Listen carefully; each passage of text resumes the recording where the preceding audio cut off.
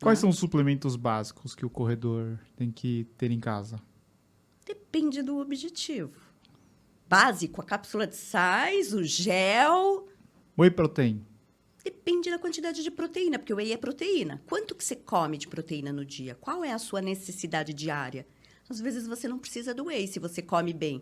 Agora, quando eu penso num corredor vegetariano, muitas vezes a gente tem que colocar. Porque... Mas não tem aquelas coisas assim, tipo, um filezinho de frango, você tem que comer muito filezinho de frango para ter a quantidade de proteína? Não, você atinge fácil. A proteína é a mais fácil de atingir. O carboidrato que é o mais difícil, você acredita? Carboidrato? Você acredita?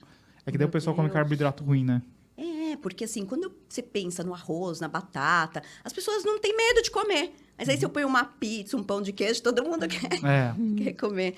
Então, às vezes, principalmente quem quer emagrecer, acaba retirando todo o carboidrato e fica muito difícil, às vezes, bater. A proteína ela é mais fácil quando a pessoa come a proteína animal. Por falar em pizza, tem uma relação aqui. Lá Muitos vem. homens vão se identificar com esse problema.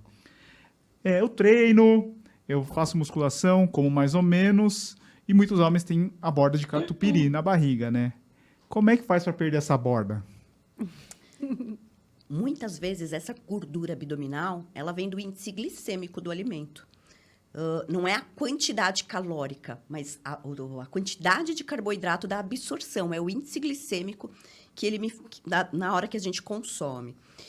E aí você pega esses homens que têm a bordinha de catupiry, eles comem muito pouco durante o dia, mas a hora da refeição ele come muito. Sou eu.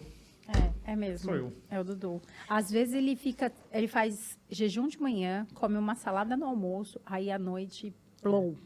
Sim. Por quê? Porque vale mais você fracionar, né? Tem muito hoje, se fala muito na internet que não pode mais comer de 3 em 3 horas, que não tem fundamento, que você tem que comer a hora que você tem fome. Mas quando você trabalha na prática clínica, você fracionar a alimentação, você não fica com fome, você não belisca porque você não está com fome e você reduz essa quantidade de absorção, porque o nosso rim, nosso fígado, nosso pâncreas, ele tem uma quantidade. Ele tem uma capacidade de metabolização do alimento. Então, quando eu falo assim, sua necessidade de proteína é de 130 gramas no dia de proteína. Aí você fala, vou lá no almoço, vou na churrascaria e como um monte de carne e bato minha quantidade. Não, seu rim tem uma capacidade de metabolização disso. Se você comer mais, você fica inchado, você fica estufado e você não produz muito mais nitrogênio. Então, essa quantidade ela tem que ser fracionada. E aí é onde você reduz mais a gordura abdominal. Viu? Já que você fez a sua consulta, posso fazer a minha também? Lá vai. Ô, Clau, eu fiz esse ano 42 anos. Completei 42 anos e a gente sabe, né? Eu vou perguntar aquilo que a gente sabe. O corpo da mulher começa a mudar a partir dos 40 anos. Começa a não entrar na menopausa, mas começa a um pré-menopausa, né? E o corpo dela muda, assim como a necessidade da alimentação. E o que aconteceu comigo esse ano foi uma coisa que eu não sabia, né? 10 anos correndo, eu não sabia disso. E eu só fui perceber porque eu comecei a conversar com outras amigas corredoras. Eu tive queda de ferro, né? Ferro baixo. E eu estava muito cansada mesmo. Sem vontade de sair da cama, assim, sabe? Algo que eu em outros momentos difíceis, com problema, eu não tinha. Mas ali eu percebi, eu falei, nossa, tá esquisito. E aí, com exames, eu estava fazendo exame de rotina e apareceu esse ferro baixo. Conversando com outras corredoras, elas começaram a falar também. Mas eu também sempre tenho ferro baixo, eu estou sempre suplementando, eu estou sempre... E numa mesa que tinham 6 corredoras, todas elas falaram que elas estavam com ferro baixo e que elas estavam suplementando. Isso é muito comum para as mulheres? Sim, porque a mulher menstrua, ela tem uma perda de quantidade de vitaminas, ferro na menstruação. E tem a questão da hemólise, a corrida. Quanto mais longa é a corrida, a gente tem mais hemólise, que é a destruição das nossas células vermelhas. Por isso que muitas vezes a gente fica dolorido, não recupera, porque eu tenho que aumentar essa produção de células, eu tenho que recuperar esse corpo. Se a alimentação está muito deficiente, eu não recupero, a longo prazo, eu vou tendo cada vez mais hemólise.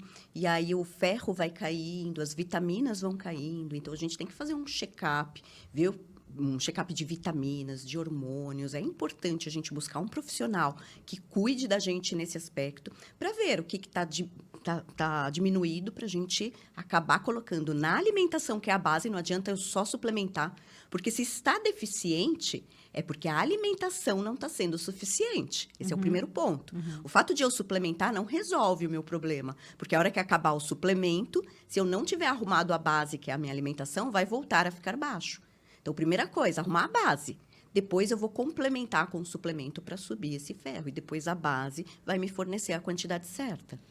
Eu lembro que você falou você deu a suplementação, mas também falou para que eu comesse mais carne vermelha. E aí eu fiquei pensando, eu falei, realmente, eu como carne, não tenho... Mas eu fui tirando do cardápio, assim, eu prefiro comer frango, prefiro comer peixe. Quando eu percebi, eu já não tinha mais em nenhum momento no meu cardápio uma carne vermelha.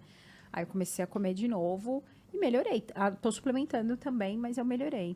Sim, hoje a gente tem uma coisa de que a maioria das mulheres, eu acho que das pessoas, eu acho que os homens também se incluem, não come grãos.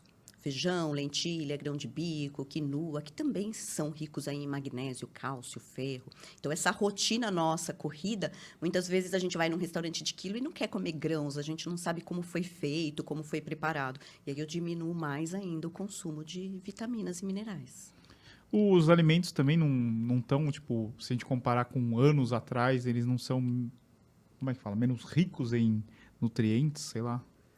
Pode até ser que sim, por conta da questão do solo, né, da preparação. Mas o fato de eu ajustar as quantidades, a pessoa já melhora muito, né? Independente se hoje tem mais agrotóxico, hoje a plantação é diferente, o solo é diferente. Mas os ajustes das quantidades, normalmente você pega pacientes que estão deficientes porque a quantidade da alimentação está deficiente. Esse é o canal de cortes do podcast do Tênis Certo. Se inscreva agora mesmo e não perca os próximos vídeos. Valeu, Tênis Certo!